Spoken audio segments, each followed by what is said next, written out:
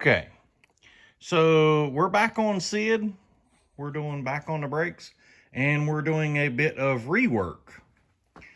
Y'all saw me, I put the axles and the disc brakes and everything on, but I ran into a problem. Here's what a factory length wheel stud is for a 71 Nova, which we figured out that's what the axle was, a 71 Nova. So that's fine and dandy when you have drum brakes and the drum is very thin. But if you take into account thickness of that rotor and then thickness of the aluminum wheel, you are left with about that many threads on the wheel stud, which, you know, it's supposed to be 1 times the diameter, and since that's a 7/16 by 20 thread wheel stud, you should have 7/16 of an inch, which really wasn't, I know it's widely accepted as enough, but to me it just wasn't enough. So I went to ye old local Napa and got 641-1268, which are 7/16 by 20 wheel studs, but longer. So you can see the difference. Now we'll have that much more thread engagement on the lug nut. And yes, I've checked the other side. They don't bottom out, so they don't actually go down that far. They end up being about right there. So yeah, a lot more threads to hold the wheels on. So y'all hang on, I'll show you putting one of the studs in. Okay, so we have the lug nut installer tool on here.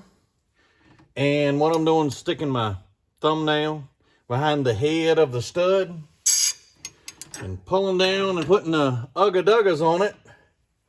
And when I can't get my fingernail in behind, what I'm doing is putting my fingernail in behind the head of it there.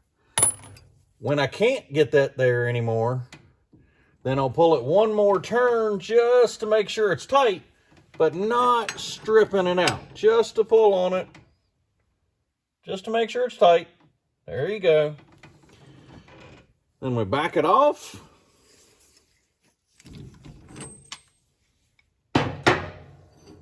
And I'll show you all the little tool here.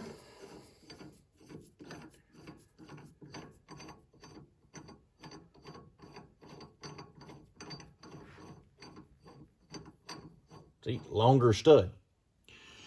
But it's just basically, this one's 7/16 by 20 thread.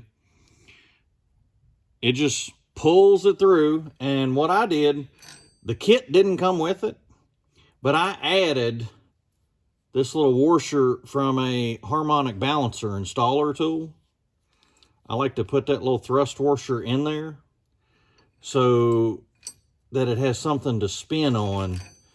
The first one I did, this tried to dig into the face of the axle flange as it was pulling the stud through.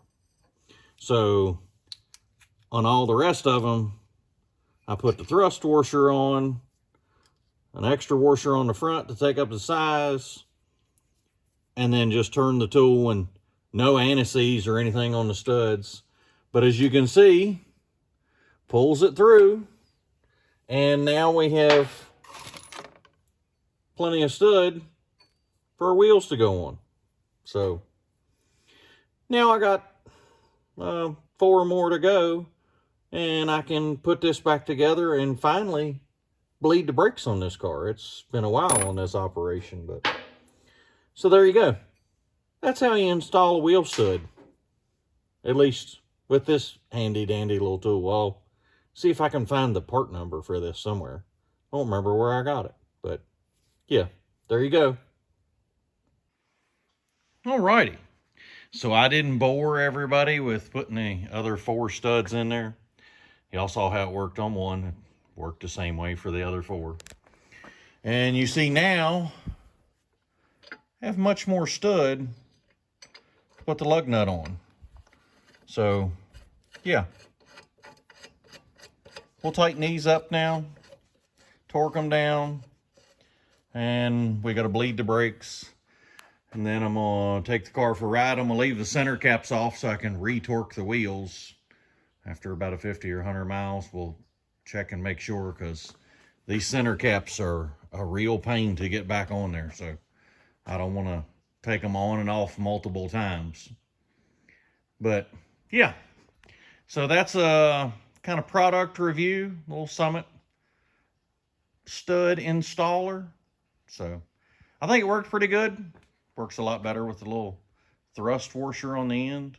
Be cool if it provided that, but like I say, I robbed the one out of the harmonic bouncer kit and it worked just fine. So anyway, how we end all of our videos. Thank you, Lord. Thank you for today.